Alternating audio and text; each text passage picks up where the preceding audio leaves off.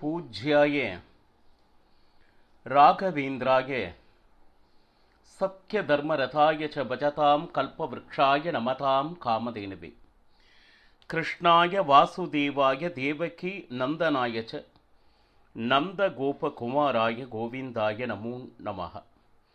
ஐந்தாவது வேதம் என்று போற்றப்படும் மகாபாரதம் பார்த்து வருகிறோம். இப்போ நியாயமாக கிடைக்க வேண்டிய தர்மத்தின்படி கிடைக்க வேண்டிய ராஜ்யத்தை பாண்டவர்கள் கேட்க, ஆனால் ஊசி முனை இடம் கூட நான் தருவதற்கு தயாராக இல்லை. இது கௌரவர்களுடைய பதில். ஆனால் யுத்தமும் வரக்கூடாது என்கின்ற சிந்தனையே திருதராஷ்டிரனிடம் இருந்தது. ஏனென்றால் யுத்தம் என்ற ஒன்று வந்துவிட்டால் நிச்சயமாக என்னுடைய குழந்தைகள் உயிர் போகும் என்பதை நிச்சயம் அறிவான் திருதராஷ்டிரன். இப்போ மீண்டும் மீண்டும் திருதராஷ்டிரன் சஞ்சயனிடம் கேள்விகளாக தர்மங்களாக கேட்டுக்கொண்டே இருக்கிறான். அவர்களுடைய சைன்யம் பலம் வாய்ந்ததா, நம் சைன்யம் பலம் வாய்ந்ததா அப்படின்னு மீண்டும் ஏதும் அறியாதவன் போல கேட்டுக்கொண்டே இருக்கிறான். அப்போ சஞ்சயன் சொன்னான், உனக்கு எவ்வளவு உபதேசிக்க வேண்டுமோ அது அத்தனையும் உபதேசித்தாயிட்டு, ஆனால் அனைத்தையும் கேட்கிறாய், ஆனால் எதையுமே நடைமுறையில் நீ கொண்டு வருவதில்லை. உனக்கு சொந்த புத்தி அப்படிங்கிறது இல்லை. ராஜ்யத்தின் மேல் இருக்கக்கூடிய ஆசை விபரீதமாக இருக்கிறது. அப்போ நான் இனி எந்த தர்மமும் சொல்லுவதற்கு தயாராக இல்லை. வேண்டுமென்றால் உன்னுடைய மனைவியையும் உன்னுடைய தந்தையையும் வரவழை அப்படின்னு சொன்ன உடனே காந்தாரி மற்றும் மனதில் நினைத்தால் எப்பொழுது அழைத்தாலும் வருவேன் என்கின்ற வாக்கினை வேதவியாசர் கொடுத்திருந்தார். அப்போ இதையெல்லாம் கேட்ட உடனே காந்தாரிக்கே தாழவில்லை. துரியோதனனை பார்த்து, அதர்மத்தின்படி நடக்கக்கூடிய நீ ஒரு மூர்க்கன் அப்படின்னு சொல்லிட்டு தாயானவளே துரியோதனனை இகழ்ந்தாள். இப்போ வேதவியாசர் அவருடைய பங்கிற்கு திருதராஷ்டிரனை பார்த்து சொல்றா, பகவான் கிருஷ்ணனுக்கு மிகவும் வேண்டியவன் நீ திருதராஷ்டிரா. பாருங்க, அவன் நிச்சயம் ஒரு கந்தர்வன், பகவான் மேல் நிச்சயமாக ஒரு அபிரிதமான பக்தியை கொண்டவன், அதில் எந்த அளவுக்கும் சந்தேகம் இல்லை. ஆனால் புத்திர வியாமோகம், அந்த மாயைக்கு உட்பட்டு அந்த தர்மத்தின்படி நடக்க முடியாதபடி ஒரு மாயையில் சிக்கி கட்டுண்டுள்ளான். இதுதான் அதில் இருக்கக்கூடிய விஷயம். ஆனால் இதற்காக அவன் செய்யக்கூடிய அதர்மங்கள் அனைத்துமே பாருங்க, கடைசியில அந்த குல நாசத்திற்கே காரணம் ஆனது. அதுல எந்த விதமான இப்போ இதுல என்னன்னா, உனக்கு இந்த ஜீவனில் சம்பத்து மேல் விபரீத ஆசை வந்து விட்டது. இது சொல்வது யார் அப்படின்னு கேட்டீங்கன்னா, சாக்ஷாத் வேதவியாசர். ஏன்னா சம்பத்து மேல ஆசை இருக்கிறவங்களுக்கு இரண்டு விதமான ரோகங்கள் வந்துவிடும். ஒன்று கோபம், இன்னொன்று ஆனந்தம்.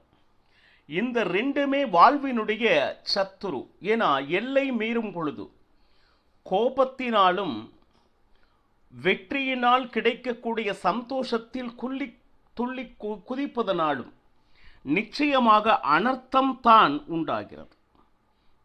இப்போ இந்த ஆசையை விட்டு வெளிவர தெரியாதவர்களாக இருக்கிறாய் திருதராஷ்டிரா. ஆனா இந்த மாதிரி இருந்தால் இது எப்படி அப்படின்னா, யமனின் வாசலை காத்து கொண்டு இருக்கிறாய் நீ மட்டுமல்ல, உன்னுடைய புதல்வர்களும். ஏன்னா உன்னுடைய ஆசையினாலே நீ அனைத்தையும் இழக்கப் போகிறாய். சாக்ஷாத் பகவானுடைய அவதாரமாக இருக்கக்கூடிய வேதவியாசரையே தந்தையாக பெற்றிருந்தும் அந்த மயக்கத்திலிருந்து வெளிவர முடியாதவனாய் பாருங்க. உபதேச நிறைய சொல்லலாம், ஆனா உபதேசத்தை கேட்பதற்கு ஒரு மனது இருக்க வேண்டும். இந்த ஜீவனம், இந்த உயிர் இந்த உலகத்தில் வந்திருப்பது அப்படின்னு எதுக்கு அப்படின்னா, நல்ல வழியில் நாம் செல்வதற்கு. சார், நல்ல வழி எது அப்படின்னு சொல்லிட்டு நாம எப்படி தெரிஞ்சுக்கிறது? சஜ்ஜனம், நல்ல ஜனங்கள், தர்மத்தின்படி வாழ்பவர்கள், அவர்கள் எந்த வழியில் செல்கிறார்களோ அந்த வழியில் நாம் செல்ல வேண்டும். சென்றால் என்ன சார் கிடைக்கும்? நம்மளுடைய சாவினை தாண்டி விடலாம். எப்படியும் இந்த உலகத்தில் பிறக்கும் ஒவ்வொருவரும் இறந்தே தான் ஆக வேண்டும். ஆனால் எப்படி அப்படின்னா, அந்த சாவை எதிர்கொள்ளும்படி நம்ம மனதையும் நம்மளுடைய வாழ்க்கை நெறிமுறைகளையும் நாம் சரியாக அழகுபடுத்தி கொள்ள வேண்டும். ஞானிகள் எப்போவன்னா சாவினை தாண்டுபவர்களாக இருக்கிறார்கள். எந்த நேரமும் தங்களுடைய உயிர் போனாலும் அதை பற்றி எந்த கவலையும் இல்லாமல் அதை எதிர்நோக்கி காத்திருக்கும் அந்த மனோதைரியத்தை ஞானிகள் பெற்றிருக்கின்றனர். அப்போ இந்த ஜீவன் வந்ததுக்கு உண்டான காரணம் தன்னுடைய வாழ்க்கையை முழுமையாக்கி தர்மத்தின்படி நடந்து சாவை கண்டு பயப்படாது அதனை எதிர்கொள்ளும் அந்த திறனை வளர்த்து கொள்வது அன்றி கேவலம் அந்த பொருளின் மேல் இருக்கக்கூடிய ஆசையை விட முடியாது. தன்னுடைய குல நாசத்திற்கே காரணம் ஆகுவதாக உன்னுடைய செய்கைகள் இருக்கிறது அப்படின்னு கண்டித்தார். இது அவரும் அவருடைய பங்குக்கு கண்டித்து விட்டு சென்று விட்டார். இப்பவும் சஞ்சயனை பார்த்து திருதராஷ்டிரன் கேட்கிறான், பகவான் கிருஷ்ணனே அனைத்தும் என்று சொன்னாய் சஞ்சயா, சரி அவனுடைய அனுகிரகம் பெற வேண்டுமானால் நாம் செய்ய வேண்டியது என்ன? அதற்கு சஞ்சயன் சொல்றான், முதலில் மனதை அடக்க தெரியாதவன் இந்த வழியை பின்பற்றவே முடியாது ராஜா. ஏன்னா மனம் ஒரு குரங்கினை போன்றது. அப்ப அதை அடக்க முடியவில்லை. அது போகும் திசையில் நாம் போய்கொண்டே இருந்தால் நிச்சயமாக நல்வழி என்பது நம் கண்ணுக்கு தெரியாது. அப்போ நிச்சயமாக அந்த நல்வழியை நாம் பற்ற முடியுமானா நிச்சயமாக முடியாது. அடுத்து இந்திரிய நிகிரகம். இப்போ ஐம்புலன்கள் அப்படின்னு சொல்றோம், கண், காது, மூக்கு, இதெல்லாம் உங்களுக்கு தெரியும். ஆனா அந்த இந்திரியங்கள் எப்படி அப்படின்னு கேட்டீங்கன்னா நம்மை கெடுப்பதே அதுதான். எதை பார்க்க வேண்டுமோ அதை பார்க்காது, எதை கேட்க வேண்டுமோ அதை கேட்காது. அப்போ என்னாச்சு, பார்க்கக்கூடாததையும் கேட்கக்கூடாததையும் கேட்டு கேட்டு நம்மை ஒரு நல்வழியில் போக விடாது தடுப்பது எது அப்படின்னா இந்திரியங்கள். இப்போ நாம் இந்திரியங்கள் நம் கட்டுப்பாட்டில் வைத்து கொண்டிருக்க வேண்டும். நாம் இதை பார்க்க வேண்டும் என்று எண்ணியதையை மட்டும் அந்த இந்திரியங்கள் பார்ப்பதாக அந்த கண்ட்ரோல் அது நம்மிடம் இருக்க வேண்டும். பாருங்க, பார்ப்பது, கேட்பது, இது எல்லாம் எப்படின்னா இப்படி செய்ய செய்ய இறைவனிடமிருந்து நாம் மிக மிக தூரம் சென்று கொண்டிருக்கிறோம் இல்லையா? சாதனை விட்டு எதையோ பார்த்து கொண்டு, எதையோ கேட்டுக்கொண்டு, எதையோ சுவைத்து கொண்டு அந்த லௌகீக வாழ்க்கை, அந்த மாயை அப்படிங்கிற ஒரு விஷயத்திலிருந்து வெளிவர முடியாது. பாருங்க, இறைவனிடம் மிக மிக மிக மிக தூரமாக செல்வது மட்டுமல்லாமல் மனது முழுக்க கெட்ட யோசனைகளே நிரம்பி இருக்கிறது. இப்போ கொஞ்சம் இந்த நியந்திரணம் அப்படின்னா இதை ஒரு கடிவாளம் போட்டு நம் கட்டுப்பாட்டில் வைத்திருக்கிறதுக்கு உண்டான முயற்சியை நீ செய்ய வேண்டும். நீ இனிமேல் இதை மட்டும் பார்க்க வேண்டும், இதை பார்க்கக்கூடாது என்கின்ற அந்த கண்ட்ரோல்.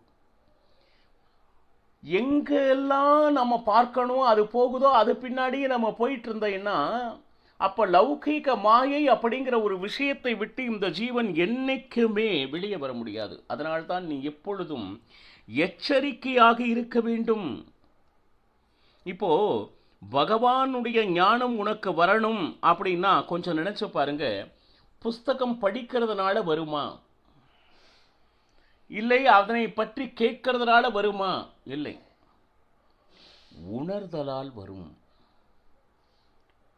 ஏதோ படிச்சுட்டு இருக்கோம், அப்படியே ஏதோ கேட்டு இருக்கோம். ஆஹா, அதையெல்லாம் கேட்டதையும் படித்ததையும் மனதில் நிறுத்தி கொண்டு அவன் எவ்வளவு பெரியவன் என்கின்ற எண்ணத்தில் நீங்கள் நினைத்து நீங்களும் அவன் மட்டும் இருக்கக்கூடிய ஒரு சூழ்நிலையில் இந்த உலகத்தில் வேறு யாரும் இல்லை என்கின்ற இடத்தில் அவன் ஒருவனே ஈசன், நான் கண்டிப்பாக தாசன் அப்படிங்கிற ஒரு இடத்துல பாருங்க, நம்ம மனம் லயித்து அவனையே நினைத்து அவனன்று இந்த உலகத்தில் வேறு எதுவும் இல்லை என்கின்ற என்று உங்களுடைய மனம் உணர்கிறதோ பாரு. பகவானை கேட்பதாலோ படிப்பதாலோ நிச்சயமாக புரிந்து கொள்ள முடியாது பக்தர்களே. அப்ப என்ன பண்ணணும்? இறைவனை நாம் நிச்சயமாக அடைய வேண்டும் அப்படின்னா நாம என்ன பண்ணணும்? நம்ம கிட்ட நிறைய கெட்ட பழக்கங்கள் இருக்கலாம். முக்கியமாக கெட்ட பழக்கம்னா கோபம் கூட கெட்ட பழக்கம் தான். எடுத்த உடனே ஒரே ஒரு நாள் எந்திரிச்சு இன்னையிலிருந்து எனக்கு கோபம் வராது, அது தவறு, அது முடியாது. கொஞ்சம் கொஞ்சமாக நம்மிடத்தே இருக்கக்கூடிய அந்த துர்விஷயங்களை குறைத்து குறைத்து குறைத்து ஒரு நாள் இல்லை ஒரு நாள் அது அனைத்தையும் நம்மிடம் இருந்து ஒதுங்க செய்ய வேண்டும். இதுக்கு முதல்ல இதை பிரயத்தனம் வேணும்.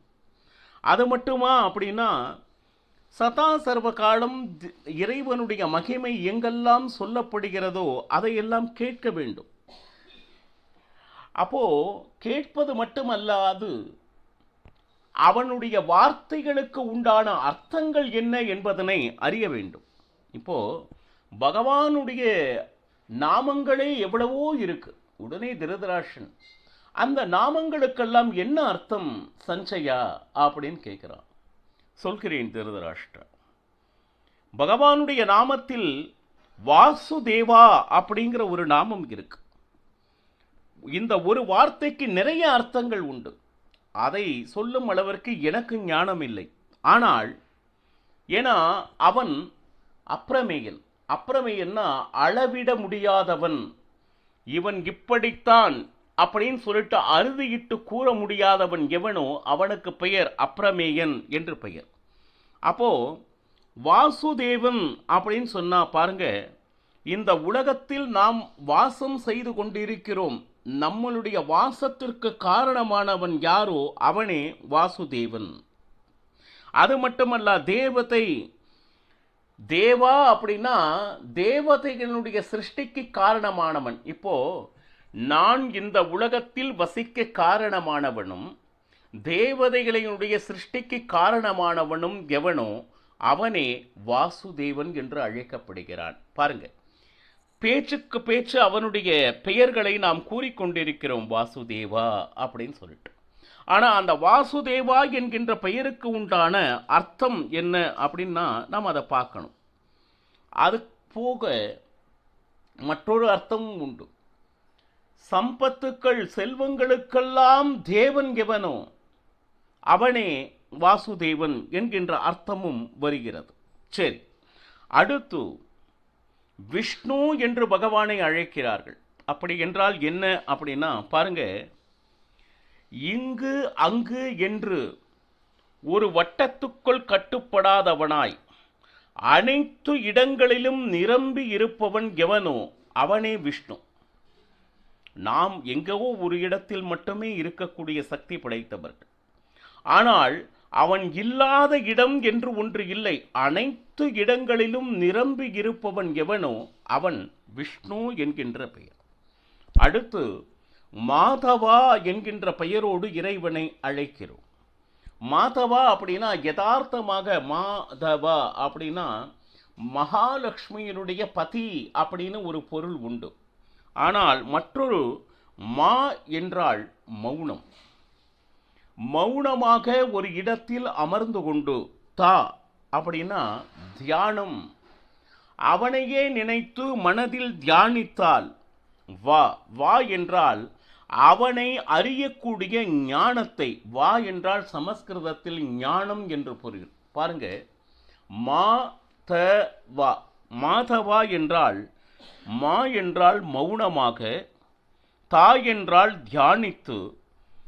அப்போ இதனால் கிடைப்பது என்னன்னா ஞானம். அந்த ஞானத்தால் அவனை அடைவது, அவனை அறிவது.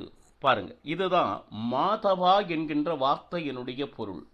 அது மட்டுமல்ல, அவனை மதுசூதனா அப்படின்னு சொல்லிட்டு சாமானிய அர்த்தம் இந்த உலகத்தில் மது என்கின்ற தைத்தியர்களை, மது கைட்டபர்னு இருக்காங்க இல்லையா, அந்த தைத்தியர்களை சம்ஹாரம் செய்தவன் அப்படிங்கிறது மதுசூதனன். அது மட்டும் அல்ல, பாருங்க, மது அப்படின்னா சத் குணங்களை உள்ளே முழுவதுமாக வைத்திருப்பவன் எவனோ அவனை மதுசூதனன் என்று சொல்வார்.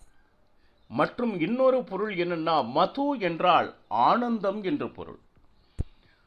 சு என்றால் சஜ்ஜனர்கள், பகவான் பக்தர்கள்.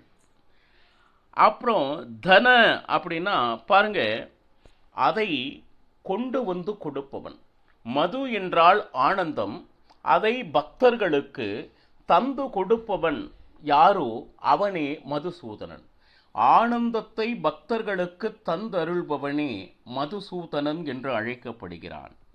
அடுத்து கிருஷ்ணா என்று அழைக்கிறார்களே, அந்த வார்த்தையினுடைய அர்த்தம் என்ன அப்படின்னு திருதராஷ்டிரன் கேட்க, அற்புதமான பெயர் திருதராஷ்டிரா அப்படின்னு சொல்லிட்டு சஞ்சயன் என்ன கூறினான் என்பதனை நாளையும் பருகலாம். சர்வம் ஸ்ரீகிருஷ்ணார்ப்பணமஸ்து. ஹரே ஸ்ரீனிவாசா.